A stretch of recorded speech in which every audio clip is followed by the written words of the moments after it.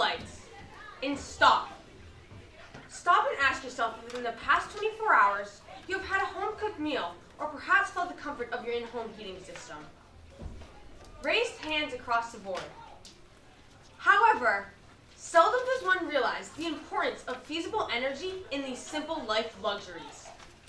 Hi, I'm Raquel Reese, this is Natalie Mitchell, Jessica Brito, and Avril Lemieux, and we're here to answer the pressing question of, when considering the overall benefits and negative effects of hydraulic fracturing, to what extent do the United States allow the potential expansion of this industry? Here with some current circumstances of the industry is Natalie. Natalie?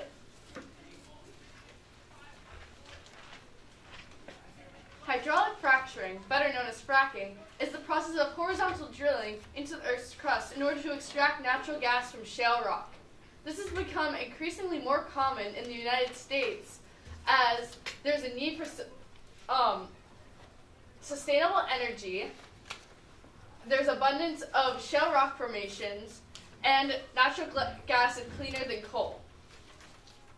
Although there are many benefits to fracking, many people oppose it due to the fact that fracking causes many negative effects on the environment, local government and infrastructure, as well as public health.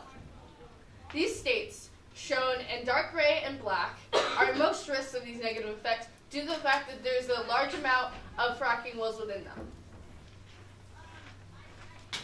Now it's Jessica to present some opposing views on the controversial topic of hydraulic fracturing. Jessica? Multiple skeptics argue that if the United States makes modifications to fracking, then it will only lead to political chaos. They believe in alternate possibilities, such as nuclear energy, which they believe is safer than fossil fuels, and they believe in keeping fracking the same for its economic revenue. However, now I ask you to look past the skeptic's point of view and into what's absolute best for the future of our country. In order for the United States to ensure the future success of its own well-being, regulations on the fracking process must be installed based on research studies in order to create a government authority over fracking, preserve the environment, and ensure America's future prosperity. Here's Avril with the politics of fracking. Avril?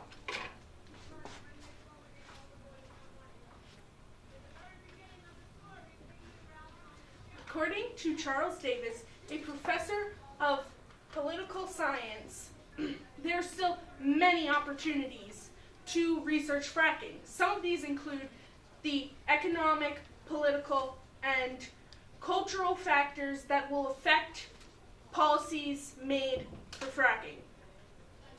Diving deeper into the political aspect of this, right now, the state and the federal government have opposing views on what fracking policy should be. Instead, they should come together because that is the only way for them to create the best policies. In addition, Kim Durekin, a researcher and lecturer of anthropology, shows his skepticism when he states that the health implications of fracking are still being researched.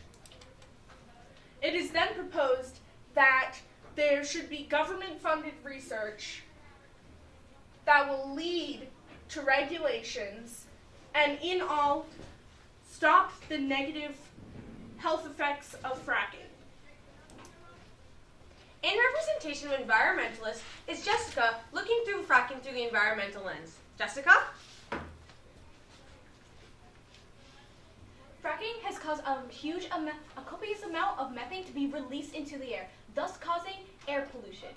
But the EPA, otherwise known as the Environmental Protection Agency, conceives that if the United States is able to create these regulations, then it will be capable of reducing that air pollution by 95%, thus causing the ground level ozone to reduce. The Environmental Department of Energy is also considering taking immediate steps to create panels that will then discuss and create these regulations, which will in turn help protect animals, reduce air pollution, and reduce the contamination of water. With specific regulations with well structure, the overall environment will improve because fracking chemicals will not be leaked into water and air resources. Future involvement of the hydraulic fracturing industry will be represented by Natalie. Natalie?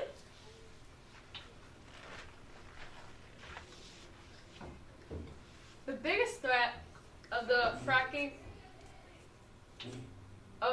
process is and its effects on human health and the environment is the toxic chemicals being used in the fracking process. Thus, Jiang Chen and his colleagues at the Department of Public Health suggest that fracking companies include a full disclosure of the chemicals that they're using, because this will fill knowledge gaps and create a better understanding of the chemicals that are being used and their effects. This will not only create a better understanding, but, and this is a bigger step into making fracking a safer process, because with this better understanding, government agencies will then be able to make stricter and more effective regulations that will benefit the future of the fracking process. Not only will it become safer, but it will continue to be a sustainable energy source. Because, as explained by Valeria Hatami, a lawyer who specializes in gas and oil law, states that by 2030, the U.S. is expected to become the world's largest shale oil producer, which should be directly benefited from hydraulic fracturing. And this will also goes into how it will benefit the U.S.'s gross domestic product and decrease its energy dependency, which will therefore benefit the U.S. economy in years to come. Diving deeper into past fracking and past its environmental impacts and health impacts, we must focus on climate change and issues going around the world with that, and how with these regulations, we need to focus on how it will benefit the environment and health and public health, as well as continue to be economically prosperous for the benefit of the United States. Jessica will present alternative perspectives on how to best address America's energy conundrum. Jessica? Those who disagree with fracking do believe in the alternate possibility of nuclear energy, and they have a point when they say that nuclear energy does produce a large sum of energy, and it doesn't have immediate environmental effects to it. However, nuclear energy is very unstable, and it causes nuclear waste, multiple environmental damages, and sickness to humans and the death of animals. And with skeptics saying to keep fracking the same, they do have a point with economic benefit that fracking does have, and how it is an immediate and large source of energy. But this blinds them, however, to the fact that it also has that environments can't deal with that fracking is hurting the environment, causing multiple negative effects to humans and animals, having conflicts with the government, and is causing conflicts with scientists, environmentalists, and the citizens. Here's Avril to wrap up the presentation. Everyone can agree that we need to get a sustainable energy source.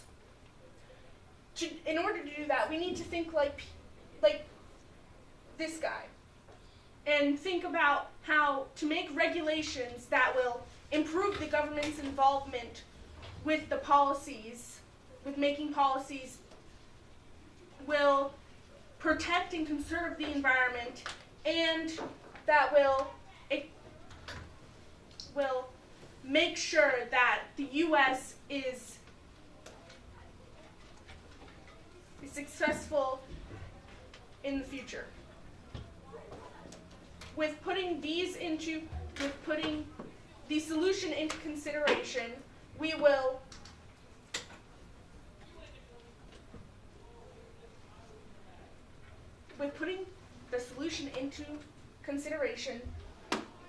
the U.S. will be more successful. Workers will not get health effects, and the world in general will not be affected by these negative impacts. In terms of limitations of our specific solution, it does not account for deforestation, which is a major environmental concern involved with the hydraulic fracturing controversy.